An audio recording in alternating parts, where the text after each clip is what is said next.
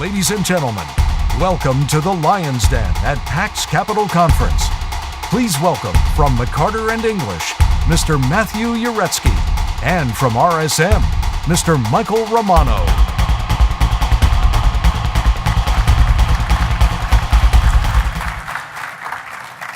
Thank you. Hello. Good afternoon. We're coming into the home stretch. So for those of you who've been here before, this is really a highlight of the event. It's a lot of fun. So I'm Mike Romano with RSM. For those of you who may not know who we are, RSM is a national CPA firm offering audit, tax, and consulting services for emerging growth and middle market companies, very much like the companies that we're seeing here today or yesterday and today. And we do have a focus and industry concentration among many in tech and life science companies. And in that regard, I am the life science leader for the firm in this market. So really excited to be here and happy to co-sponsor with McCarter and English. Hi, everyone. My name is Matt Uretsky. I'm a member of McCarter and English's Venture Capital and Emerging Growth Company Practice Group. While McCarter is a full-service law firm, we have one of the largest and most active practices representing tech and tech-enabled companies from ideation to monetization through our VC and Emerging Growth Company Practice Group. We're among a handful of national leaders in the space and the market leader in the New York, New Jersey, and Pennsylvania region. And after the previous year's rousing successes, we are glad to sponsor the Lion's Den once again. Great. So on behalf of McCarter and English and RSM, we are both contributing a pro bono $5,000 amount towards the Lions to help consummate a deal. So hopefully a deal will be had today. And with that, could you turn your attention to the video? Quantiverse is a technology that is focused on mitigating the risks around financial crimes. In other words, we are using our technology to help our clients find people that are laundering money through the organization or committing some other financial crime. What would you like the cap to be? I'd put 100 in at maybe a 30% discount, more of a 12. I mean, I just think that's West Coast valuations. It's a 12 cap. If you want to do that, I'd do the same thing. I'd do that as well. 100 at a 12 cap? So is that 300? 3 100s? Yeah. Right. Yeah. 3 100s at a 12 cap. There we go. Welcome to the Lion's Den, PAX Capital Conference Lion's Den. Meet our Lions. David Edelman. My first big break probably happened when I was 11 years old, and I lost a bet to the founder of Campus Apartments and had to start working for him to get it paid off. And then subsequently, about 2 years later, gave him my bar mitzvah money and invested in student housing. And so 30 years later, it's worked out okay. Dr. Robert Corrado. So we're going back a bunch of years. I was a physician practicing in a large academic institution, and we had a medical staff meeting. And at that medical staff meeting, the gentleman running the meeting put this pile of papers on the desk and said, you know, there's this insurance company, this healthcare insurance company that needs some physicians to help it out. And all the academic physicians in that hospital meeting were like, insurance company? Oh, physicians don't deal with insurance companies. So slowly after the end of the meeting, and it was just me, and I opened up my briefcase, and I took the entire stack of papers. I figured, you know, I know some physicians. We could probably put this together and turn it into a business. So what I learned was, when you see a fork in the road, take it. Rudy Carson. The first investment break I really got was a deal that I did with another firm called Abry. And on that deal, we combined and partnered, and I've been out of that deal and would have never been in that deal had it not been for the mentorship of some of the managing partners and MDs at Abry Capital. I think the most important thing about the first deal was the ability to be able to listen to people who had done it before and learn from them. Sashi Reddy. So my first investment was when I met a team that was at Intel, and they came out, they had this idea for a new architecture. I didn't know anything about chips, semiconductors and so on, but I really liked the team, really believed in the founder. That investment now has worked out to be one of my biggest successes. And I just realized that when you invest at the early stage, there's a lot more than understanding the market and the product. There's a lot to do with the founders and what they bring to the table. And that's an example of where I backed the founder and turned out extremely well. And Michael Wells. The first company that I invested in was a pharmaceutical company that was created around some older assets that were coming out of a big company. And that was exactly the way I had started a company and grown it and sold it. So I knew exactly what I was getting into with this investment. I look for what I call a value creation mentality. I want people who are focused on growing things and creating outcomes, as opposed to people who are more worried about egocentric matters such as how many people they have, how much money they've raised. And I call that the value creation mentality. Our Lions are on the hunt for the next big idea. Today may be your lucky break. In front of you, you've got 5 people who can put some money in your company. Come and get it. It's yours. Today could be your big break. So today might just be your lucky day. We may be able to strike a deal. I hope that it's all going to come together for you today, here, now, on the stage. Good luck. Are you ready to enter the Lion's Den? PAX Capital Conference Lion's Den. Ladies and gentlemen, please welcome our Lions. David Edelman, Dr. Robert Corrado, Rudy Carson, Sashi Reddy, Michael Wells, and our moderator, Mark Letterman.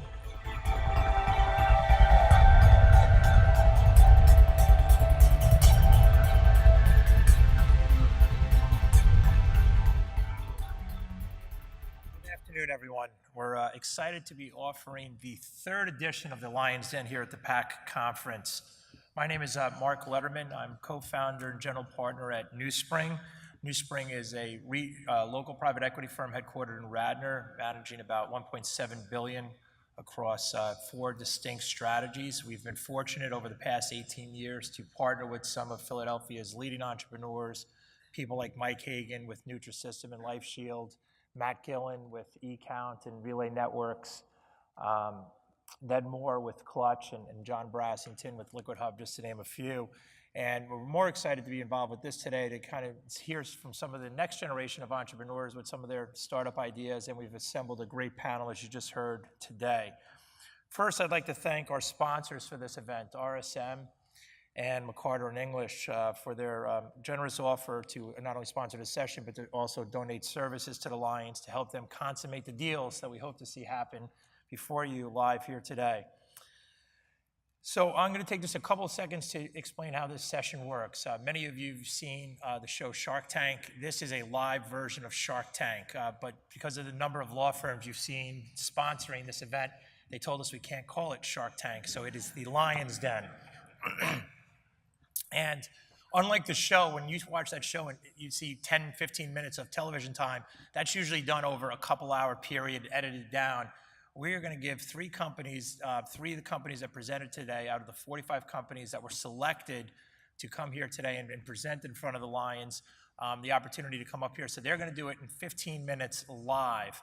And this is our 3rd year doing it. We've had 6 companies present in the prior 2 years, 4 of which have secured almost $1.5 million in funding in the 15-minute periods live on this stage. So we'll see what's going to happen today. Each company will have 15 minutes. They'll present for about 5 or 6 and then make their ask to the Lions.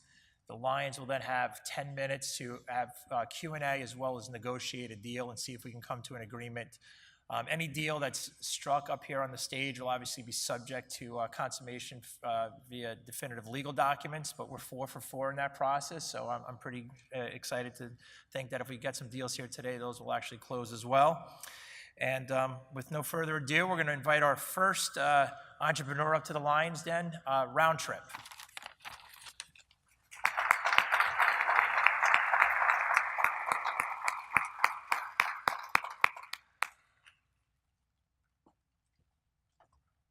Thank you for the opportunity.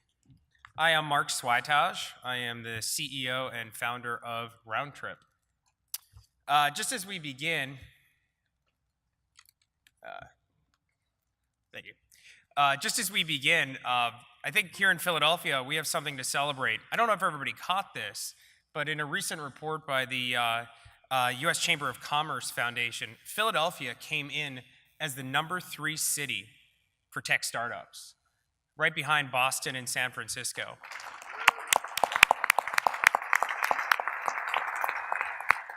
With a level of gentle arrogance, I'm excited to report that Round Trip won as the 1776 Innovation Cup champion for the city of Philadelphia, where we will go on to represent our city in a national competition. Thank you. So over the next few minutes, we're going to be talking about medical transportation, very sexy subject. I come from the medical transportation space. We're going to talk about how it's broken, how we're fixing it, and excited to get into it. Just as we begin, Round Trip is the single touch point to order the full spectrum of medical transportation. Through our model, you can order a Lyft ride, but you can order something more advanced for somebody that may need some more assistance. Think like a medical sedan, even a wheelchair van, or stretcher vehicle, a non-emergency ambulance. Some of our current partners and clients include Nemours Children's Hospital in Wilmington, through MD Anderson, the #1 cancer institute in the country, Mount Sinai in New York City, Shields, Crozier, I can go on.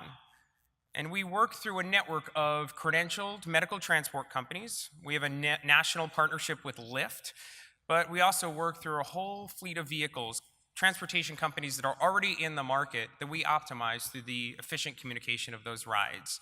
Think like wheelchair companies and stretcher and non-emergency ambulance vehicles. So the time is now. 10,000 people every single day miss or delay care because of a transportation problem. It's a true barrier to access to care, and as a result, people are getting sicker. $2.1 billion are spent by hospitals every single year because of this problem, through the poor coordination, the time that it takes to coordinate rides, and purely because patients aren't showing up for their appointments and they're getting sicker. 10.3 million hours are spent every year by those healthcare institutions arranging for those rides. It takes 18 minutes on average for a healthcare organization to order a ride for a patient. It's all phone-based, it's all manual. And it's only getting bigger. Certainly there's a shift going on in healthcare. For those that are familiar, there are 200 fewer hospitals today than there were a year ago. Why is that happening? Well, there's a shift to outpatient. So what does that mean? Patients are going to need rides to all these different care sites. And we've got the baby boomers coming, of course, so that's only going to bolster the demand for transportation services. All right, so what is Round Trip again? Round Trip is the single touch point to order the full spectrum of non-emergency medical transportation. We sit in between those that order rides, again, think like hospitals, healthcare organizations, and those that provide the rides. Again, think like transportation networks like a Lyft and wheelchair companies and stretcher vehicles.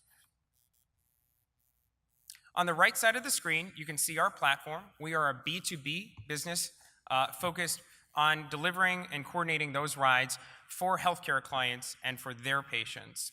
On that right side of the screen, you can see our simple, intuitive booking portal that allows for a healthcare organization to receive those rides. A similar portal is used to communicate those rides to a network of transportation companies. And again, we have a full integration with Lyft. A lot of people anchor on our Lyft partnership, but actually 90% of our population can't go by a Lyft vehicle. We have that partnership. It brings a lot of value to us, but most of our rides require more than a Lyft can provide. We're fully HIPAA compliant. For those in the healthcare space, you know how important that is. We accommodate all payer sources, so if it's a Medicaid patient, in most locations, the government or Medicaid will cover the cost of that transport. We navigate it. Blue Cross, healthcare, commercial healthcare insurance plans, managed Medicare, we navigate all of that. We got a strong team. I think every company says that when they get up to the podium. Ours is stronger. I come from the medical transportation space. I worked a good chunk of my career up to this point working for the nation's largest medical transportation company as their head of sales for their East region. It's neat. I brought on my former boss, who went on to work for the world's largest medical transport company. I brought him on as our EVP of operations, married that operational experience with our tech and with our business acumen to round out a real powerhouse leadership team. We have a nice J-curve going, as we like to share. We spun our first wheel through our platform in January, and we've had nice growth over the last several months. I do have October's numbers. We broke through that top line at 580 transports. Some of the stats, 40% month-over-month growth rate. We're currently operating in 6 states, mostly on the East Coast. 55% monthly revenue growth. Again, 75% of our trips have been covered by insurance, and right now it's about 2,300 trips have been communicated through our platform since we've commenced. Robust pipeline. As you can see, we've got lots of customers that are interested in us. Most of these have been inbound requests for getting involved in our organization. And we're, yes, looking at strategic partnerships. How can we work with other organizations that have already penetrated a long sales cycle in healthcare that we can piggyback? And we've got a couple of those coming together.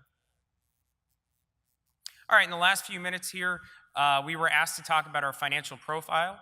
Up to this point, we've done $1 million capital raise through convertible debt. That's been great. We've been able to get our product, early customers validate, penetrate our initial customers, build out our team, etc. We recently launched a seed round, another $1 million seed round, which we come here today to ask the Lions, to participate in. And with that capital raise, we will be expanding our current growth rate and propelling our organization to the next level. Most of the funds that we will be garnering will be used for personnel, and by personnel we're including our engineers, our software engineers, coders, etc. As we do have client interest, that I think stacking is a strong word to use, but we have customers right now in our pipeline that I need to turn on, and we need to do it quickly. Thank you for the opportunity to present. So before we get started with the Lions questions, on that capital raise, have you secured any of that $1 million yet? Is there a specific terms or round that you want to propose to the Lions? Yeah, thank you for that. Yeah, the important details, right?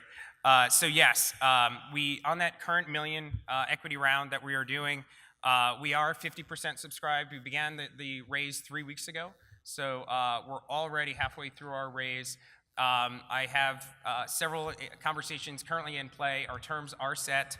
We're at a $7.5 million pre-money valuation, which includes the $1 million initial raise, and it also includes an increase in our option pool to 20% fully diluted. So you must have a lot of sales. What's the trailing 12-month sales? I'm not sure I follow the question. What's the sales to date for the company? Revenue. Revenue. Oh, revenue. So our forecast for 2017 on revenue is $25,000 in booking fees. By the way, that's net fees to us. There are some pass-through transportation costs. I'm backing them out. We will exceed our forecast for 2017. So you have a $7.5 million pre-money valuation on $25 million of sales? 25,000. 25,000. Yeah, sorry, did I say million? No, I said $1,000. million. I was wishful thinking. Yeah, it's a great year. Because that valuation made sense then with those level of sales. What's it going to be for next year? Forecast for 375, again, net, what we call booking fees for our organization. So could I ask you a question about the revenue model? So can you take $1 and tell us how that dollar flows through here and how that is parsed off, and give us some idea of third-party payers and how that money's flowing? Sure. Yeah, so for every dollar that flows through our organization, about 40% of it stays with us, okay? And that really lends to the second part of your question. Some of the rides that get communicated through our system, we are getting paid inclusive of the cost of a ride. So kind of think like for a Lyft ride. If a hospital orders a Lyft ride, they are paying us our fee plus the cost of the Lyft ride. We pass the Lyft fee off to Lyft. There are other rides, say a Medicaid patient, where this facility books the Medicaid ride through us. We get our fee. The cost of the transport is not passed through us because the Medicaid system pays for it. We communicate that medical billing information to the transport company who bills Medicaid. And that transport company in a situation like that is credentialed with Medicaid, and they're directly billing Medicaid or Medicare, whatever the case is. Okay. So then you've got ambulance services and the like, and transport services that you're working with to provide that. What's the contractual relationship like between your organization and these other organizations? Yeah, they're credentialed providers with us. So we do go through a vetting process for each of those credentialed medical transport companies in order to participate in our model. So we set like levels of insurance for accidents and that sort of stuff. And it sounds like the lion's share of those transports are not the Lyft ones, but more the medical transports. That's exactly not emergent ambulance transports, but the stable patient transport. Who's got some needs that a trained professional needs to be watching. That's exactly right. So if I'm a hospital, and it sounds like ultimately it's the hospital who's paying for this transport? It's Or at least ultimately the hospital that's paying you? ordering the ride. Gotcha. Yeah, they may not be paying for a majority of their rides. Okay. So like Nemours Children's Hospital, the vast majority of their rides that they order, they do not pay for. And the value proposition that you're presenting them such that they don't just call an ambulance or transport company is the convenience? Or, help me understand why they want to pay that incremental cost. What's the value prop you're presenting? Yeah, the value proposition to the healthcare organization comes in a few ways. One, we talked about the 18 minutes per ride booked. We bring it down to 62 seconds through our platform. So right off the bat, you can see streamlined efficiencies on the folks that are ordering rides every day. That's great, but there's a shift going on in healthcare. Hospitals are going more at risk based on the populations that they are serving, and patients aren't showing up for their ride or for their healthcare appointments, and that may have a financial penalty associated with it for that healthcare organization. Through our model, we're actually able to bolster the compliance of patients connecting with their vehicle, getting to their appointment. That's the true value proposition that we bring to the table. So if I pull out my phone and I went to Uber today, or Uber 5 years ago, it was just one car. Then they have ones with child seats. Then they have a bigger car. What's going to stop Uber from doing Uber Ambo, right? And it's going to be some healthcare vehicle. Yeah. I mean, what differentiates you from future competition? Yeah, I was one of the slides I cut. So what's the difference between round trip and rideshare? Very quickly, I have 8 seconds.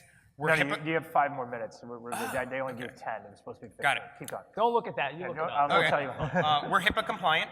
So unlike Uber and Lyft and the other rideshare companies, we store and aggregate the data, which becomes powerful to the healthcare organization as they're managing the populations that they're serving. Okay. We work through a network of transportation companies, unlike Uber and Lyft's model where they are using independent contractors. Okay. But they could enter into a contract in a bulk way with one of those providers. Correct. They could do that. They could deploy devices into... For example, limo companies, right? Mm-hmm. There are limo companies now. Those limo companies aren't being utilized as much because of Uber. Some of those limo drivers now are Uber drivers on the side. Yeah. So to me, I'm trying to figure out what would stop that leakage from the transportation company staying just with you versus going to Uber, Lyft, somebody else. Yep. Next, we accept insurance. So in your very simple model, the person that's ordering the ride is receiving the ride. In our model, the person that's ordering the ride isn't receiving the ride and isn't paying for the ride. See? But in some cases, they are. See what I mean? So we navigate all of that through them in one platform. Gotcha. But the end service provider, they are billing separately through their own credentialed status with various payers. Painted with a broad brush, yes. Okay. Like Lyft is an example where that's not the case. But Gotcha. yes, for let's say a stretcher vehicle, they'd be billing Medicare. Yeah. Right. I'm focusing on that because, as you said, that's the lion's share. And now, how much of the business is transport home from a tertiary care setting versus going to office visits and that kind It's of called round trip, Rob. I think they get them home, too. Yeah, that's a good point. Strike that question. No. Well, for me, the big disconnect here is the value. Is the Most valuation. of it. Well, actually, Mike, it's an important point because there are some certification requirements that a hospital has to make when it transports a patient home, not giving them money for a cab, but rather saying they need some kind of protected ambulance transport service, and the physician needs to sign an attestation form, and there's all kinds of Medicare and Medicaid rules and regulations to prevent fraud and abuse.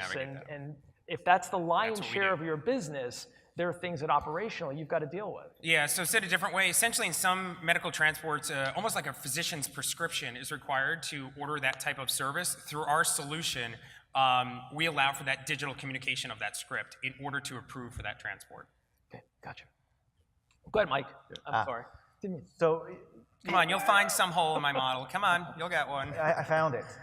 You have a really low gross margin, it seems, because there's really high pass-through costs. Our gross margin, I thought I said, was like 30%. Yeah, that's fairly low. It's hard to expand and put marketing into a business. For me, there's a big disconnect with your valuation and your sales. 25,000 sales, $7.5 million pre-money valuation. Is that what you said you've got a $500,000 raised on those terms? Yep. You've already got that value. Committed on those terms. Oh, okay. I'm out, but congratulations for getting those terms. You don't want to be the greater fool? Hmm? You don't want to be the greater fool. No? No. So, and that valuation, yeah, if I may, that is Sasha's set, been right? quiet over there. Set. Yeah, and I'm going to ask like a quick question. So in terms of the segmentation, is there a segment between your standard type of vehicles and an ambulance? Is there some layer there that you think you could defend in the longer term from the competition from the guys below, like Uber or Lyft or whoever else? Yeah, we have that on our platform. It's called the medical sedan. So Okay. it's like, think like a ride share, but it's a vehicle that provides a little more assistance. Maybe somebody in a walker that needs assistance getting in and out of the vehicle or into the doctor's office. Okay. All right, so we have about a minute or so left. You've heard the ask. He's got $500,000 already secured at those terms. Any interest in being part of that round? It's a space I like, but I think it's just a little too much competition, so I'm out. Yeah, I mean, I think it's a neat space, and I think the sell from an accountable organization perspective in terms of we're managing financial risk for a population of patients, that's compelling, but I think until that really becomes a value proposition for hospitals, that's a decade away at minimum. If we were there today, I'd see that, and then the competitive piece is a little concerning for me as well. But good luck, because it sounds like you're raising money at those terms, and that's a little bit of a negative for me as well.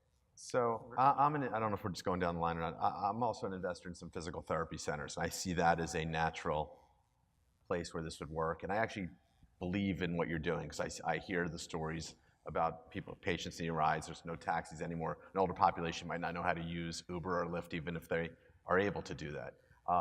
So I love a lot of things about your business. I don't understand, the multiple on revenue. Like, if you could tell me how you, like, 1,000-time multiple, like, give me a number. Give me like the metric that He wants you to raise money for him. Yeah, but I really like the business. I'm just confused. I don't, so, based on you have a set valuation, I'm out. I'm the only one here who can't afford a jacket. So I'm the poorest of these. If they can't afford it, I definitely can't. So. Got it. All right, well, Thank you. Listen, we really appreciate you taking the opportunity Sure. and coming up here. Unfortunately, it sounds like people are interested in the business, but there's a disconnect between the valuation, and look, sometimes that happens. But thank you very much. Yeah, Congratulations. great. on Thank our you. success. Thanks.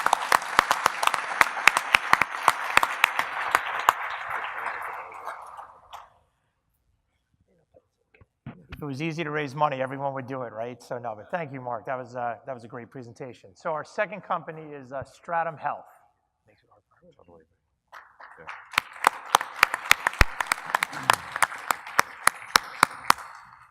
Thank you. Brought my co-founder / bodyguard up here just because he deserves to share the spotlight, but Hold on I'll one be second. presenting. Guys in the back, can you set the clock for 15 minutes and run that? Sorry, because you threw everyone off last time.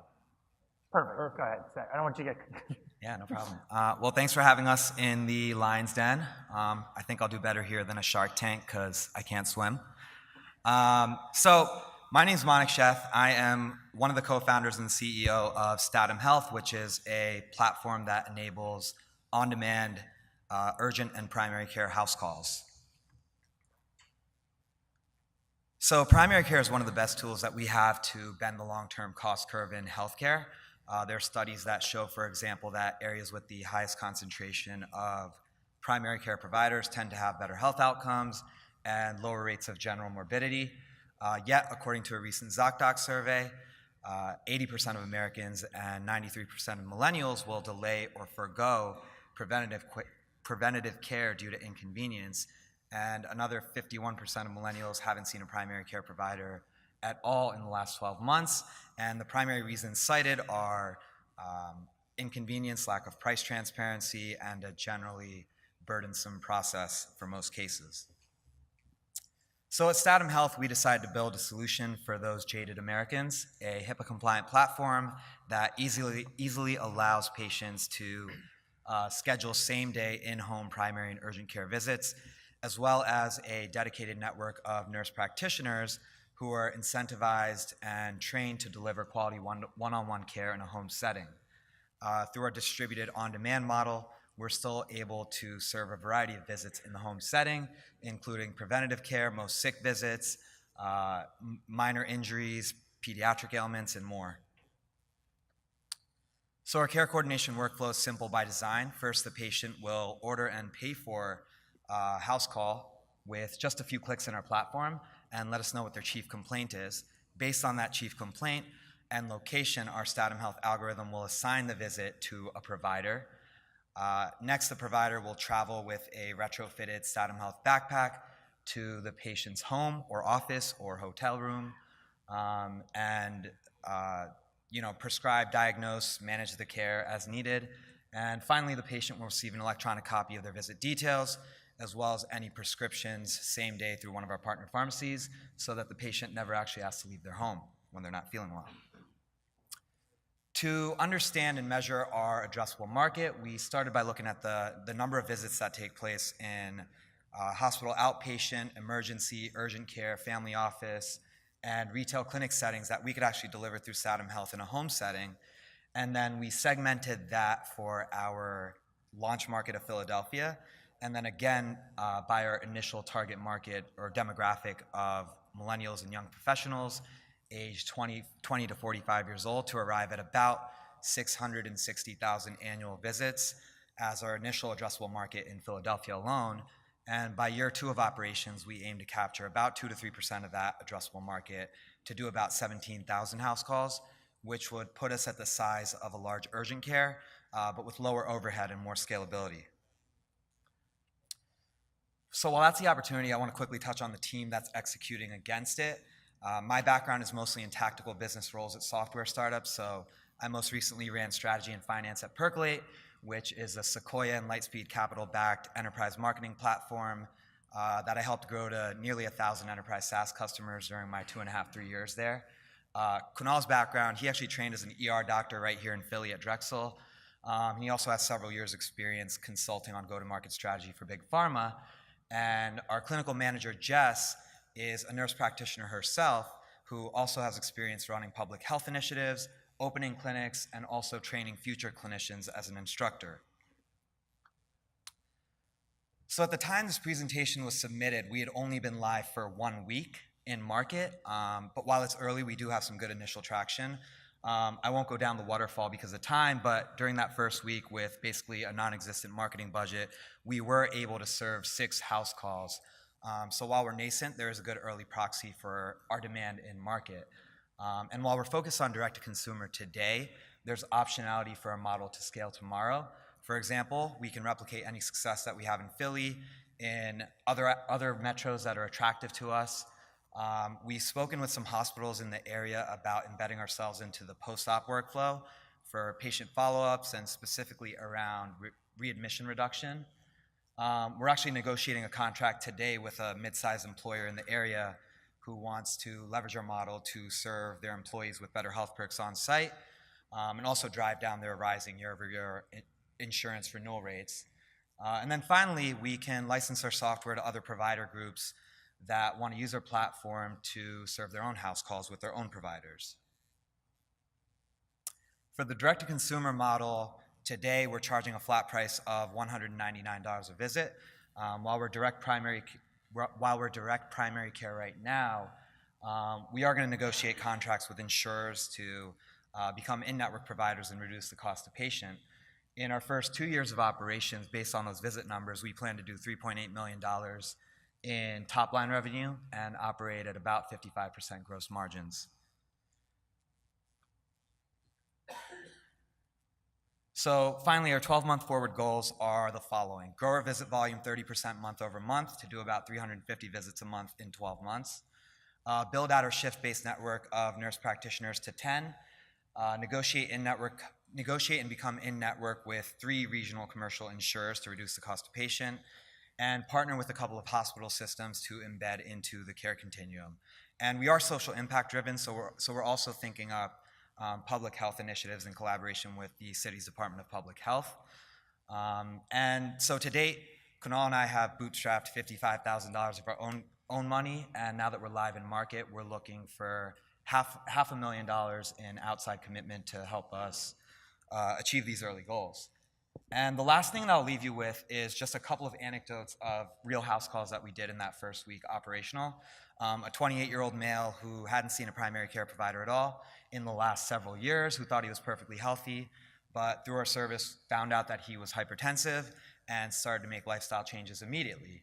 A 29-year-old female who woke up sick with multiple symptoms and who had to go into work, but whose primary care provider wasn't even available until the next day, who was able to find us through a Google search and have a nurse practitioner come to her office within the hour and also receive her antibiotics prescription by lunchtime that same day. And a 63-year-old small business owner who wanted a routine checkup, and through his one-on-one interaction with our nurse practitioner, found out that in the last 30 days he had actually been experiencing minor symptoms related to high blood pressure, and our nurse practitioner was able to educate him and also increase his medication dosage right on the spot. So those kinds of anecdotes just serve as a proxy for our demand and our potential impact in the market. And the last thing I'll say is, so we're raising $500,000 at a $3 million pre-money valuation. Thank you.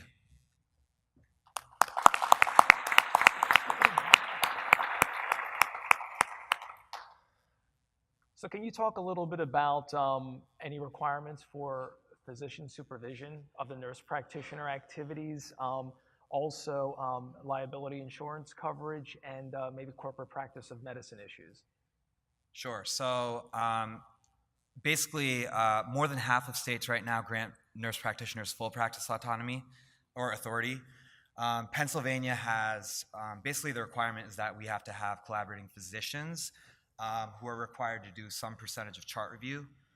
Since our visits are low acuity, we have kind of self-mandated that our collaborating physicians will review 5% of charts, but they don't actually have to be physically present. That kind of transitions into the second part of your question, which is around liability. So the visits are super low acuity. A lot of them are preventative care, so there isn't much liability. But what we've been able to do since we're onboarding nurse practitioners in a shift-based fashion, so they're 1099 employees, and we can't necessarily bear the cost of providing malpractice coverage to each one individually. We've been able to negotiate a provider-agnostic malpractice policy. So we pay per visit, and it's basically $4 a visit is what we pay. So that's a part of our variable cost consideration. What's your margin on the visits? So the variable costs for a visit are $75 for payment to the nurse practitioner, round-trip transportation costs, which can be $10 to $15 in Philadelphia, and the $4 for the malpractice coverage per visit. So that's about $90 maybe. We're charging $199. And so our margins, that's why it's around 55% gross margins. So have you thought of trying to sell this service through the benefit management companies and to businesses on a per member per month kind of revenue structure? What are other revenue structures you've thought about? Yeah, sure. So the couple ones that we've thought about as kind of like obvious next steps are, one is to partner with hospital systems to embed kind of into the care continuum. So a lot of hospitals right now are facing pressures related to just readmissions around high-risk patients. And so that's one of the obvious areas where deploying us post-op with us getting the discharge summary, it's not much of a change for us to have our model adapt to that. That's one of the ways. Another way is we've been talking to small and mid-sized employers as more and more mid-sized employers self-insure by working with captives, for example. They're looking to just offer better health perks on site to their employees. And so that's an area where, again, we're negotiating a contract right now where it's a per member per month enterprise SaaS multi-year contract. And so that's almost like a dedicated clinic that doesn't necessarily have any physical overhead. So we can go into the employer's office for seasonal clinics, for wellness checkups, give them a risk profile, but we can also deploy our providers into the employees' homes or be available via telehealth. So that kind of B2B SaaS model is something that we've been exploring pretty early in parallel. Gotcha. Aside from that interface in terms of the direct-to-consumer kind of ordering the service, I see your competition is a lot of the visiting nurse associations that are out there that are providing these services and oftentimes are owned by or have relationships with hospitals or hospital systems. How do you break in to that, A? And B, if the millennial is your target here, can they afford $199? That seems awful pricey for something that's out of pocket that might not be, that is not, at least at this point, covered by insurance. It doesn't even go against a deductible, you know, or if you have a self-insured kind of product with a high deductible or that type of thing.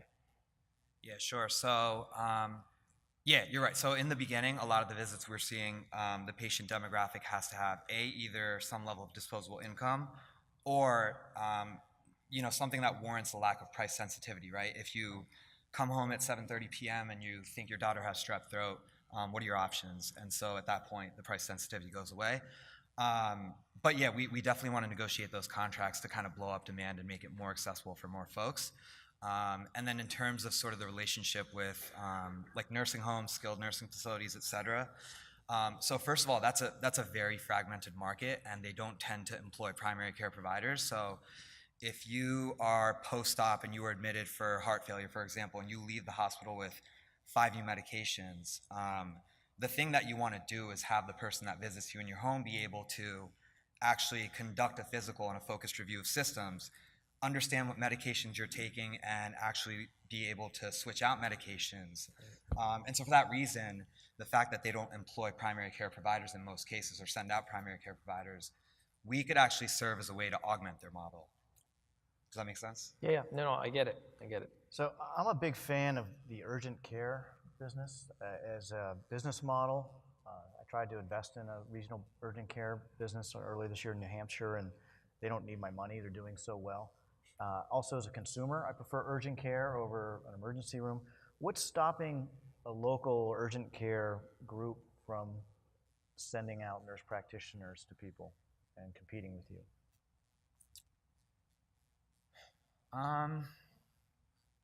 I think that, so, you know, I've never owned or operated in urgent care, but the way that I understand, so urgent cares became more prominent because they almost unburden emergency rooms in a lot of situations. But the urgent care centers, or at least the ones that we've talked to, care more about the higher value services on site. So they actually don't necessarily want people walking in with, you know, cold or flu or very minor kind of low acuity ailments, because they're not as reimbursable for them. And so actually, I don't have a good answer for that. I'm not entirely sure, just because I don't understand the urgent care. Well, I think I'll help you out. The answer is supposed to be in your technology and the way you process these. I mean, so what's unique about your technology that's protectable and scalable that an urgent care center wouldn't have? Yeah, sure. So, so since we are a tech-enabled service, the cool thing is that we're located at 8th and Market, and we just launched in Philly a week and a half ago, and our catchment area is the entire greater Center City area. And so based on, so I talked a little bit about the Statham Health algorithm, and it's super early right now. It's just taking into account the type of visit and the location of the visit. So for example, if it's a pediatric ailment, then we're not going to deploy an adult nurse practitioner. We're going to deploy the pediatric nurse practitioner. If the visit is for Fishtown, then we're not going to deploy the nurse practitioner that is in West Philadelphia. And so we want to get smarter and smarter with the algorithm over time to make it more scalable.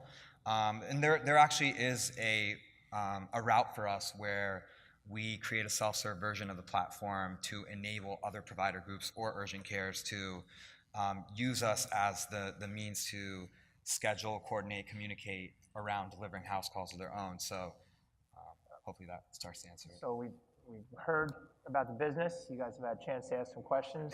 They're looking to raise $500,000. They've proposed a $3 million valuation. Any interest from the line? So I have a quick question for you, Mike, because I saw you in the original presentation. When I first approached you, which was at 2:30, you had a $4.5 million pre. Then I talked to you at 3:30, and it was a $3.3 million pre. Now it's 5:30, and it's $3 million pre. If I wait another hour, will it drop to $2.5 million pre? Because if that's the case, I'm just going to be quiet. Just come back tomorrow. Yeah, tomorrow I should get it. All right, so the final numbers. So we're willing to give up, we want to raise $500,000. We're willing to give up 15% of the company for that, and so that would put us at 3.33 repeating. Oh, so you went from, now you went up from 3 to... I misspoke when I said 3. He gave you a discount. So you went from the discount back to the premium. He was rounding Yeah. down. He was rounding down. We're getting a lot of There's brand a lot of awareness people right here. now. Rob, are you in? Have you seen enough noise here? So I think there's a real uphill battle here. I think one of the opportunities is to be able to have credentialed providers that can build third parties, but that's a whole nother infrastructure. For me, along the comments that Mike made, is the real play here is the technology enablement of the service. Without that, it's staffing in my mind. And staffing is not something that I'm interested in. I've been there, done that, lived it, thank God, sold it. But, you know, I'm not interested in that. I asked my partner to check out the tech, and he's giving it the thumbs up. What does that mean? Early stage. So what are you offering?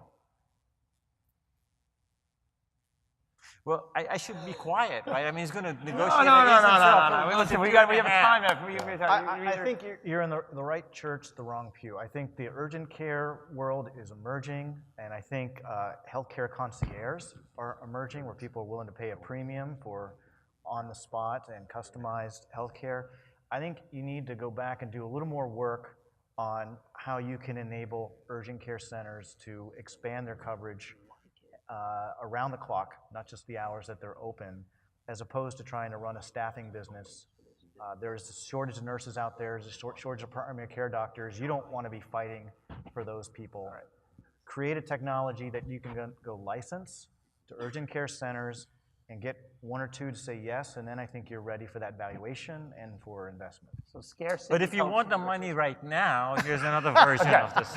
I've got these 2 guys whispering in my ear that if you drop it down to 750,000 pre, they'll come in. Was that the number? No. If I were you, go back to the drawing board. Let Rudy go. What do you got, Rudy? Say 2.75. We'll come in at 250 to give us 10% ownership at 2.95. You've got the Ben Franklin. You should get all the money you need. So you guys, the 3 of you, will put 250 in at 2.75. Subject to due diligence. Subject to, of course. I'm definitely in. So. You guys, are you interested in that? You got 3 smart guys here. So let me just, before you decide to negotiate, I'm on the board of one of the largest health systems in Philadelphia. I might be able to open some doors for you. And access to 30,000 students. And you sold your company to one of the largest health insurance companies in America, so you might know some things as well. And I'm going to. All right, guys, we got a yes or no. What do you think? We'll do it. Yeah. All right. Congratulations. Well, if it helps you with this. Good job. We'll catch up after and talk about it. All right. That was worth the drama. Thank you, guys. Congratulations. So we have our last company of the day, and I know it's always tough holding you guys between you and your drinks, but hopefully you're finding this as enjoyable as I am. So they were so excited they messed up their seats. We'll now bring up to our last company today, Social Ladder.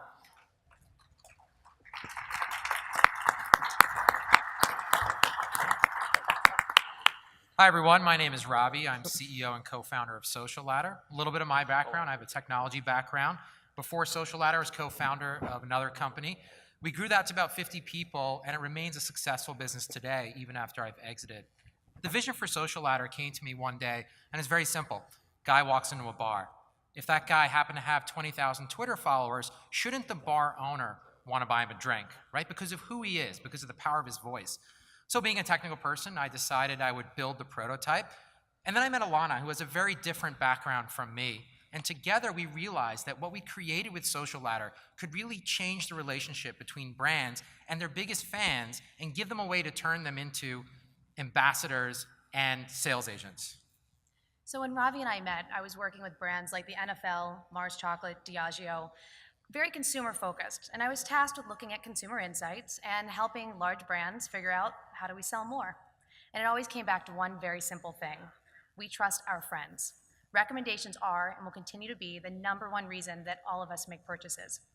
So it's no surprise that large companies, ones that we engage with every single day, are literally dumping dollars into what's referred to as influencer marketing.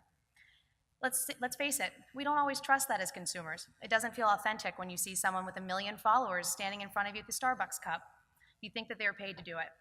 So what Ravi and I have done is we've set out to create a destination that's going to attract real people to come in and be rewarded for sharing and promoting the things that they truly love.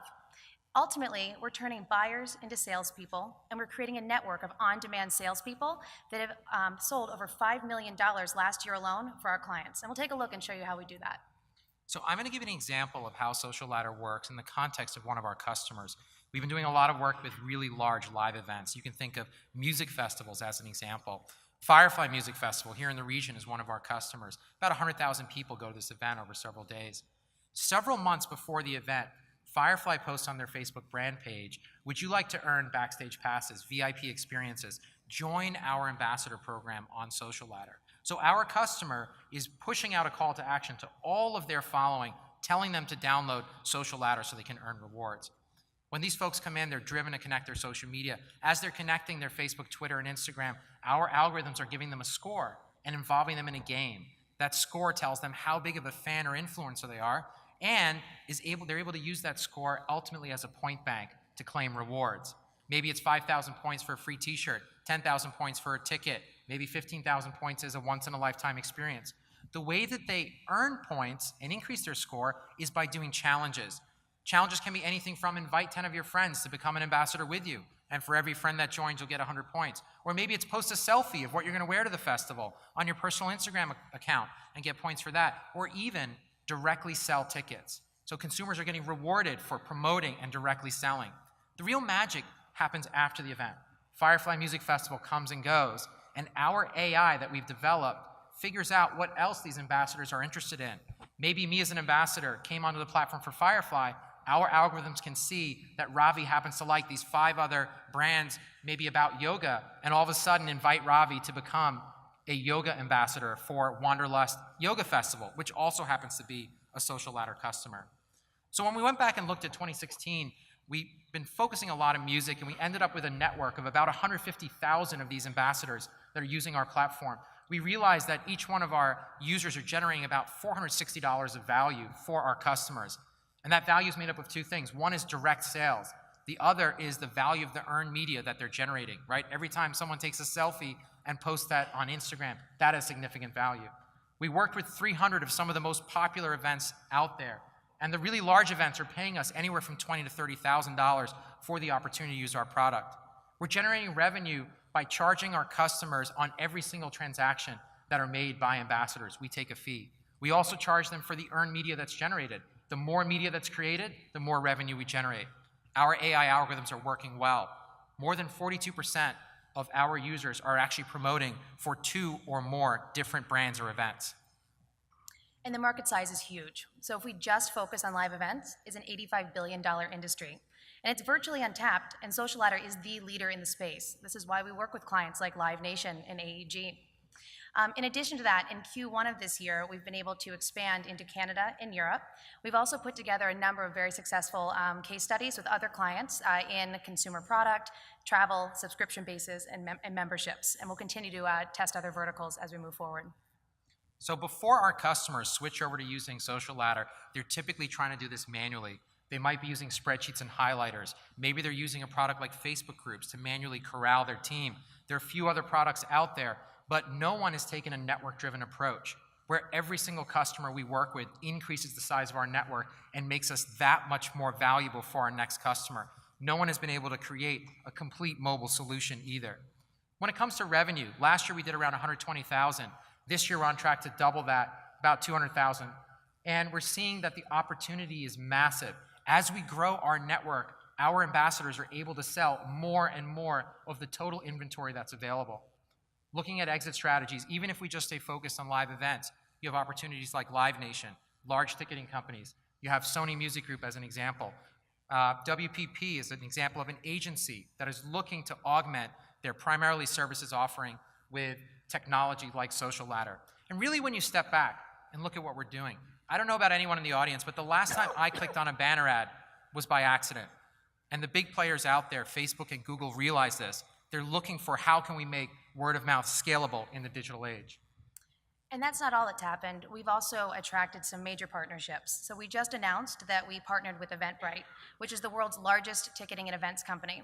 They do over $4 billion annually and 46 million transactions. How did this come to be? Well, we sold a few $1 million in tickets for their existing customers, and they literally picked up the phone, their CFO, corp dev, and product teams, invited us to come out to San Francisco, and by the end of a 2-hour meeting, they invited us to come on platform with them, which means that Social Ladder is now fully integrated into Eventbrite. Every single event organizer now has the ability, at the click of a button, right from their dashboard, to say, I want to launch a brand ambassador program, and it opens up Social Ladder. This is huge for us. Not only does it fill our funnel from a prospect perspective, but it also gives us an opportunity to grow our network. We anticipate that if we do just 1% of all of Eventbrite's events, that will grow our network to over 2 million users in the next year. In addition to this, it's also attracted a lot of interest from other ticketing companies and distribution channel partners. Two of them, one of our existing investors happens to be the COO, and that ticketing company does $2 billion annually as well. Sorry. Our team is growing. You've met Ravi and myself. We've also attracted top-level talent. We have a CTO, Amr, who has an entrepreneurial background. He also has had 2 successful exits. His background's in gaming and payment systems, so really great synergy for what we're doing. In addition to that, we want to continue to really attract top-level investors. So we have Owen Van Natta, former number 2 guy at Facebook. He was in on the last round. He was actually first in on the round we're currently raising. Michael Walrath, digital godfather, kind of godfather in digital media. And then Brock Weatherup, who many of you know in the Philadelphia area is kind of a startup legend. He's been involved as well. And then certainly Ben Franklin Technology Partners, they were involved in the last round, and a number of other notable angels. So we are currently raising $1.5 million, and that's primarily to throw fuel on this fire. We have we're in diligence with a bunch of the local angel groups, everyone from Robinhood, Broad Street Angels, Delaware Crossing, Jumpstart. We have already been through diligence with Ben Franklin, and they'll be involved as well.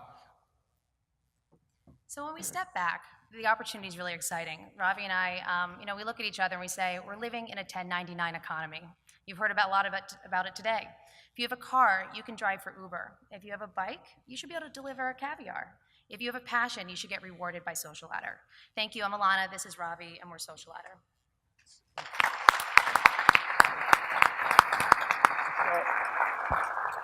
So how much of the $1.5 million is available for the Lions? And is there a structure or proposal out there? Yeah, absolutely. So raised? Okay. Sorry, what was And what was previously raised? So sure, so previous to this round, we raised, we did 2 other rounds. We did an original friends and family round, which was $250,000. And then we did a $750,000 round, which was a convertible note with $5 million cap. Okay. This round, we are raising 1.5. We've already closed in the bank 200,000 of that. The valuation is $6 million pre-money. And with all the other investors that we're in diligence with, we expect to close with those investors the majority of the remainder. So this is an equity round? Yes, it's an equity round, preferred stock. Preferred stock. One-time liquidation preferences? Sorry, what's that? One-time liquidation preferences? The liquidation yeah, preference? 1x. 1x liquidation And preference. no other bells and whistles? Nope. So why do you need the money? You're growing, you've got revenue. How are you going to spend it? Sure. So right now, we are effectively turning away business. So through the Eventbrite partnership, we are literally getting inundated with inbound leads. Eventbrite does 2 million events per year. And as Alana said, every single organizer in the world has this link right now that they can click. So needless to say, we're getting inundated. We don't have the scale that we need to effectively deliver on the new business. And our vision to scale is to open up these new partnerships. So we want to raise capital. We already have folks identified to help us in furthering, number one, in getting other channel partners, other large ticketing events. So I don't understand. Are you hiring people, engineers, server? What do you need with this $1.5 million? It's a combination. So kind of the 3 primary buckets are sales, marketing, and R&D. From a sales perspective, that's really where we're most strapped. And so we want to invest in that area. But then you're inundated with customers, I heard. Customers inbound. Honestly, it's a lot of inbound right now. So managing that and not having to throttle it, which is what we're doing right now. And then from an R&D perspective, we believe that our value is going to grow significantly by being able to invest in this discovery component. That AI is really powerful. Because imagine, right now, yes, we're working in live events and we're starting to test in consumer product, but that really is endless. When we create these profiles in each and every individual user, we're then able to match them with any opportunity to sell. So we do want to invest heavily in that discovery AI component. So why wasn't StubHub listed as a potential acquirer? They certainly are. They certainly are. There's Okay, just not just- enough room on the slide for all the acquirers.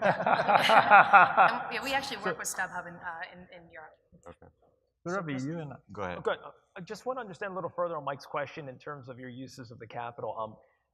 You've got business that, you know, if you fail on this new business, you're going to collapse upon your own weight.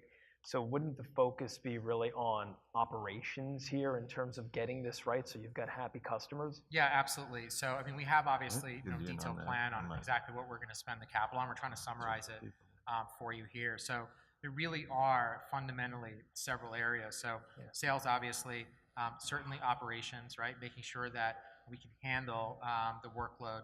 And then finally, from the technology perspective, there's a lot we're doing. So part of what the Eventbrite relationship did for us is it made our product 100% self-service. And now we want to unlock these other channel partners. And there's work that needs to be done from an R&D perspective in terms of unlocking the value from the product. So what does that ops team look like to take care of the backlog of business that you expect over the next 12 months? Sure. So what's happened is as we've made the product self-service, the need for the ops team has significantly reduced. Right now, the reason we're talking about sales as and the backlog together is because ultimately we have to qualify the opportunities that are coming in, and we have to engage them, and then we have to upsell them, right? And that requires some sales bandwidth to do that. From the ops side, the level of effort we have has decreased significantly. There's certainly some large accounts where we'll go in with best practices and try to maybe do a little bit more than we normally would, but it's completely self-service at this point. So we've known each other for a while. I mean, you've talked to Carlani through various stages. And just right before coming on stage, I asked you if we could get a deal better than 6, right? And the look you gave me was go screw yourself. Right? And then I said, what if I round up the Lions and we come in for the whole thing that's left? Would you give us a discount? And then you said, well, don't go screw yourself. Let me think about it. Did you get a chance to think about it? Yes. If you guys would close out the rest of the round, then we would be willing to do a deal. Could you go down to $4 million? No, we wouldn't. We can't affect the valuation. Right. I think that what we could do is give you some warrant coverage, maybe 20% warrant coverage. 20%. That's like effective like That's 5 five- million. Yeah. How much of the round is open? So there is about, I mean, again, we have 1.3? 200 in the bank Yeah. closed from the round. The rest of the angels that we're in diligence with, you But can you want- push them out if you No, guys but you want. probably want to be able to respect that you would allow some of those guys that are in diligence to come on board. Yeah, so we need to do, and we bring Blue Track Media, the ad tech company, and everything else. 30,000 college students with Edelman here. Kevin, you in the audience? How much? He's the CTO of the ad tech company. Would we go up to what? 400, 500, 250? 250. He said 250. So we're in for 250. I'm in for 250. That's 5. With the 20% warrant coverage. Yeah. Well, if you do the whole round, I'll give you the 20% warrant coverage. Okay, so come on, guys, step up. So my view is, here's my view. I think if you have, my view is $1 million from this group gets that deal. You got to leave some space for other strategics, other people you're talking to. And so my view is at $1 million, we want that deal at $1 million, not the $1,250,000. That lets you kind of keep some space. And if not everyone here wants Would it, be a I'll record. up a little. Well, $1 million. let me. Why are you so comfortable that this is defensible? I mean, what's stopping Twitter from doing it for only like $1.5 million? They could do this. Is there a patent here? There's a branding path to what these guys have accomplished. But that takes a Not lot more easily money than $1.5 replicable. million. But it'll get us in through the door, right? So, and I've looked at their numbers and we've been tracking them. I feel confident they'll hit $1.5 million next year. if they hit 1.5 million, then $1.5 million users. No, 1.5 million in reps. Sasha, you've been holding your tongue here. What do you thinking? Actually, like I've heard you pitch before, and I think it's a fantastic business. And I think the trouble that I've had is the focus on live events alone. I think to extract full value from your brand ambassadors, you need to offer other stuff. So I'd love to hear a little bit more about what are the other products outside live events. I thought we weren't allowed. Absolutely. So actually, one of our largest clients right now is a subscription box business. It's called Yoga Club. They take high-end yoga clothing and they send it to you in a box each month. Their entire marketing and ambassador program is based using Social Ladder. They anticipate having 10,000 ambassadors using our platform by the end of year one, which will give us a monthly recurring revenue of $25,000 a month. That's been active and it's already moving forward. In addition to that, we are now testing in travel, memberships, consumer lifestyle brands. And so as we gain traction and continue to have success, we will start to build out those other verticals. Live events were a great place for us to start.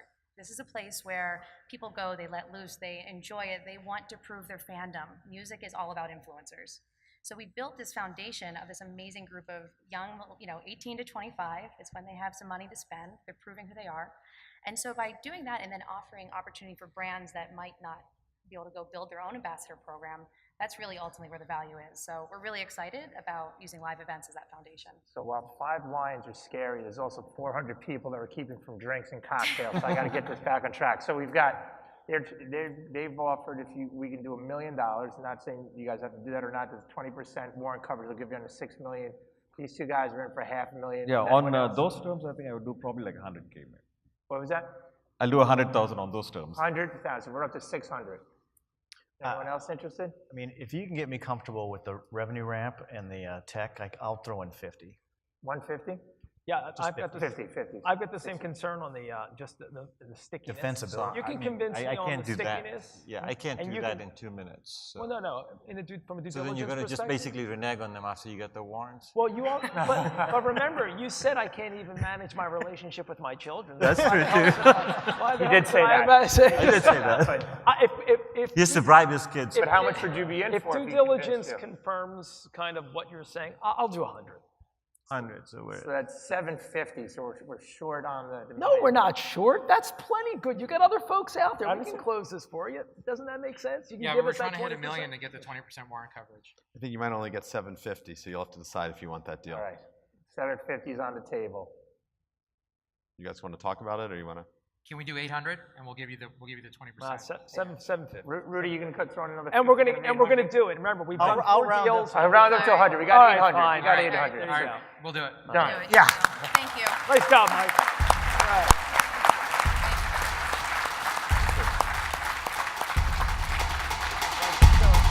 Congratulations. Sorry, just hit at $30,000. I'm so proud of you. Well done. Gene, are you coming up to say? Guys, before you leave, if you could just wait 1 second before you got to earn your free drink. Our conference chair is just going to come up to wrap up things. Andy. Awesome stuff. How about one more hand for our Lions and our presenting companies? Great job up there. And we also want to thank McCarter & English and RSM for making this all happen by sponsoring it. Thanks everybody for a great conference. We're all a wrap. Thank you for everybody, what you've done, and all the presenting companies, all the sponsors. So we're on to the gala. It's at the Crystal Tea Room in the Wanamaker building. Thanks to our friends at Pepper Hamilton and Grant Thornton, and we look forward to seeing you over there. Take care, everybody. I have nothing else to say. Thank you, everybody. It was a great conference.